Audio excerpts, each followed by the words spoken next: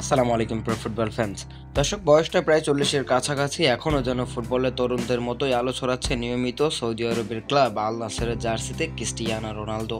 মূলত রোনালদো কিন্তু ফুটবল বিশ্বকে কবে বিদায় জানাবেন সেই কথাই কিন্তু বলেছেন, এবং তিনি কিন্তু আল নাসেরে থেকেই তার ক্লাব কেরিয়ার শেষ করতে চাচ্ছেন, এরকম পরিকল্পনা তিনি করছেন। মূলত ক্রিস্টিয়ানো রোনালদো কিন্তু এবারের সিজনে অলরেডি দুটো ম্যাচ তিনি খেলে ফেলেছেন, এবং সেখানে কিন্তু দুটোতেই তার গোল অ্যাসিস্ট রয়েছে। অর্থাৎ সমান তালে কিন্তু তরুণদের সাথে তাল মিলিয়ে পারফরমেন্স ভালোই করতে পারেন ক্রিস্টিয়ানো রোনালদো।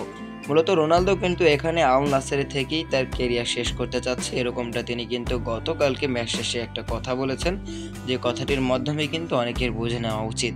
তিনি বলেছেন, আমি এখানে জানি না আমি এখন অবসর নিব নাকি, 2 বা 3 বছরের মধ্যে অবসর নেব, কিন্তু সম্ভবত আল নাসের আমার শেষ ক্লাব হবে।